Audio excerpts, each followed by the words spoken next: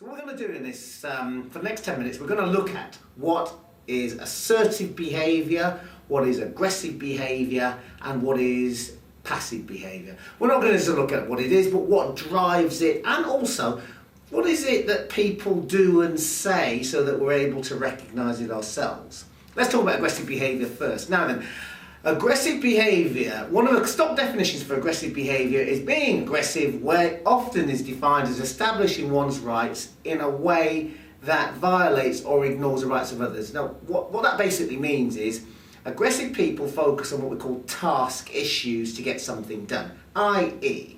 they just think about the result, what they want. And what aggressive people can do is they can take away what we call the relationship element of communication, i.e. how people feel, and also their own particular feelings. They can divorce themselves from a situation because they become focused on getting what they need, what they want. So in one way, a definition of aggressive behaviour is being able to put somebody down on the way to getting what you want. And that's a good definition to think about. Because if I'm aggressive and you're in my way, physically I barge through you.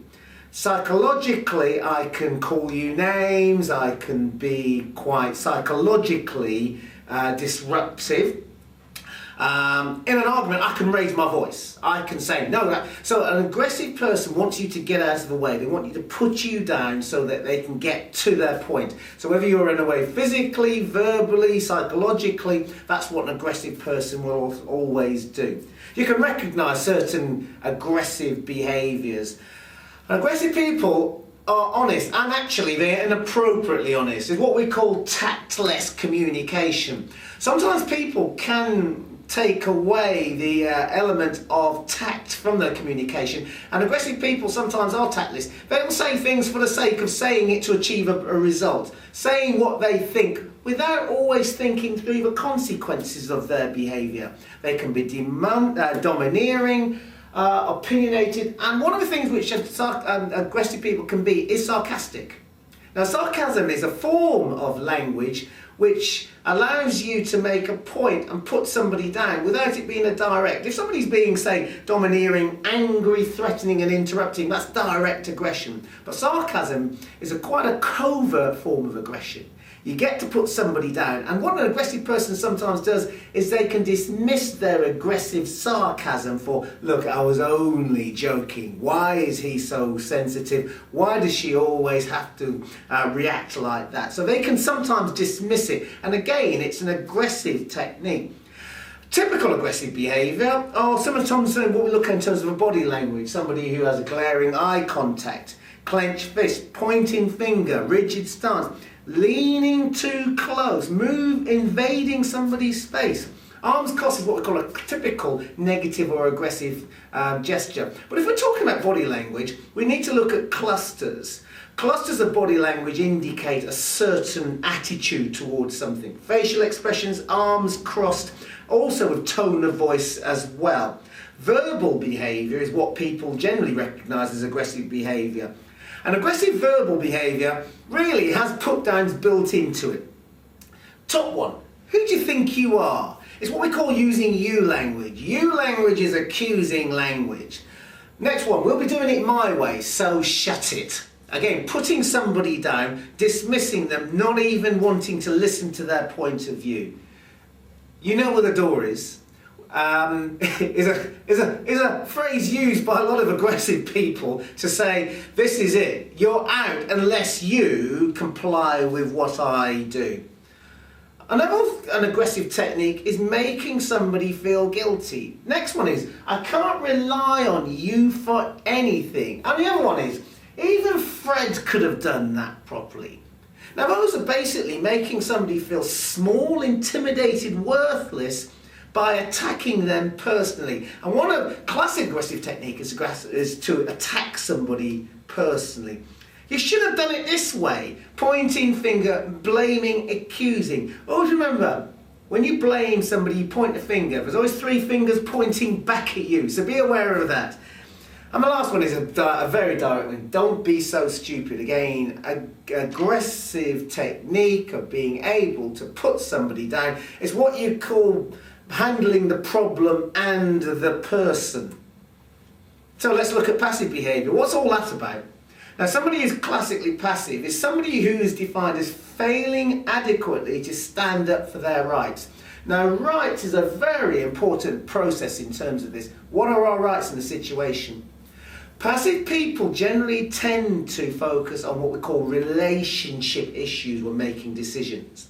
i.e., will I feel silly if I ask them to do that? They won't like me if I turn them down. They may think that. Oh, I won't like that. I feel guilty about that. They focus on the relationship and the emotion of a situation and not necessarily the actual situation itself. They can be quite emotionally charged in the situation, and that stops them from being able to access their rights. Another classic technique for passive people is they don't actually know what their rights are in a particular situation. We're not talking about human rights, we're not talking about laws, but the right to be able to be heard, to be understood, to be listened to, the right to make their point of view. These are sometimes things which we passive people don't always grant for themselves. Typical passive behaviour, emotionally dishonest. They put up with things rather than make their point of view. So they can be what we call emotionally dishonest. A lot of passive people put themselves down. You give them a compliment and go, oh, anybody could have done that. A very classic passive construct is to put yourself down. Typically, passive people can be inhibited, withdrawn, very apologetic. A sort of passive construct in terms of communication is they always say, I'm sorry before they say something. They feel helpless. Guilty is another factor that aggressive people work on, but passive people subscribe to. My tip for passive people is you're only guilty if you committed a crime, but sometimes we feel bad about actually doing something, asking for something, turning something down. We can feel insignificant and unconfident in our own abilities to do something. Some classic body language, downcast or diverted eyes. Eyes are a classic way in which people can see whether people feel confident about something. Nervous facial and hand gestures. We're not talking about confident hand gestures here. Hand wringing, nervous faces, showing hesitation or inability to move with something. Classic body language techniques. Submissive smiles. A quiet voice dropping off at the end of a sentence. Are classic what we call passive mannerisms.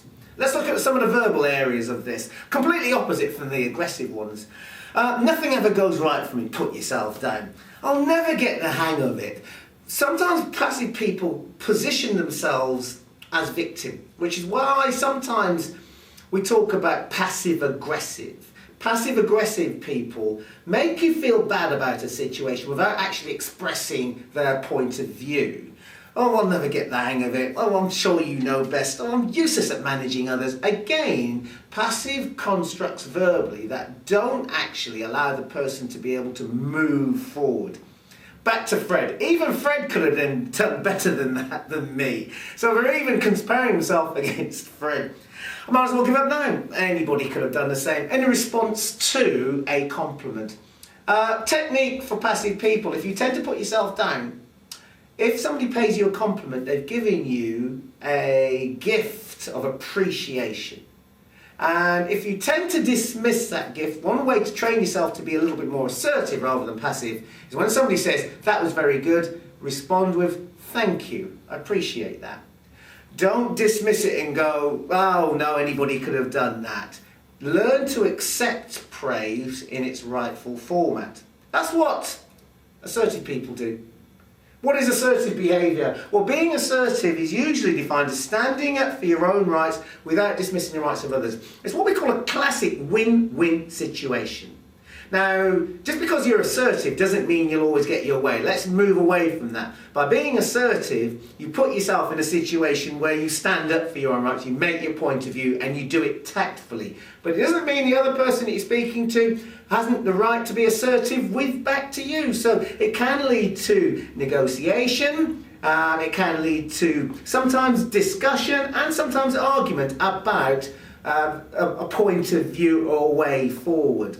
But it does mean an assertive person can put a way forward, but tactfully in a way that recognises that the other person has a right to put their way forward as well. Simply defined as making your point in a clear and tactful way. And that's what assertive people do. Aggressive people focus on task issues to get what they want and dismiss a relationship. Passive people focus on relationship, don't want to accept anybody, which means that they don't always ask for what they want. Assertive people will ask for what they want in a clear and tactful way, but still take into account the relationship areas, which is why we call a win-win situation. Ask for what you want and take care of a person at the same time. Typical assertive behaviour, appropriately honest. They won't be tactless like the aggressive person. They will make comments based upon the appropriateness of this particular situation. They won't criticise something for the sake of it, they don't like it, unless it actually will add to a particular situation. They're direct, but they're also self-respecting. They will say things like, look, I understand what you're saying, but I do need to make my point very clearly on this so that we can understand and move forward with this. Self-assured. Sensitive to others, not only the other people, but their feelings as well. Remember one thing, in conflict, people will express their feelings.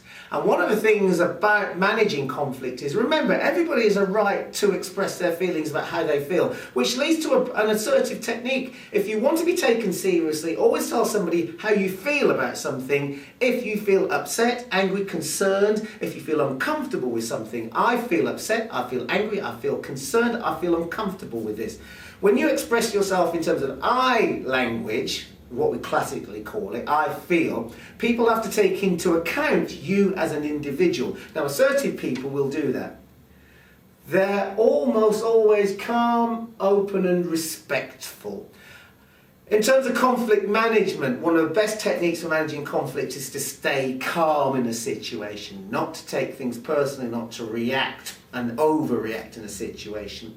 An assertive person will maintain their calm, they'll maintain an open behaviour and be very trusting and respectful of other people around them. Which moves on to certain types of body language. If you want to be assertive, some of the key things you have to be: direct eye contact. Eye contact is looked on as a form of confidence in our society. Not direct, unflinching eye contact, but when you respond to somebody, when you ask them a question, make sure that there's an eye contact element there. Both with the eyes and the face, so that the person can see that you're involved in a conversation, you're actively listening to them with your eyes as well as your ears. Firm, clear voice. Now, one of the things about being assertive is confidence. And one of the elements that we look for in confidence is a way in which we intonate and express our point of view. A confident person will not only have a flow in their conversation, but will deliver it with stresses on words and parts of words to show that their strength and conviction about what they think about something. Upright, not stiff posture, confident hand movements if necessary, good open gesture. We say open gesture with palms open rather than down or pointing, such as an aggressive person. And last one, shows honest emotions. An assertive person will be honest with you. I can't do this, I wouldn't lie to you and tell you I could if I couldn't. So what we're going to have to do is look for a different solution on this. An assertive person will always try and manage expectations of others well by not only making their point, but making it in a clear, open, and, what's more important, an honest way. By taking account of all of these, you will then start to recognise what an assertive person is as opposed to aggressive and passive. And if the assertive person is what you want to be, then you now have a framework in which you can now start to be more assertive. Thank you.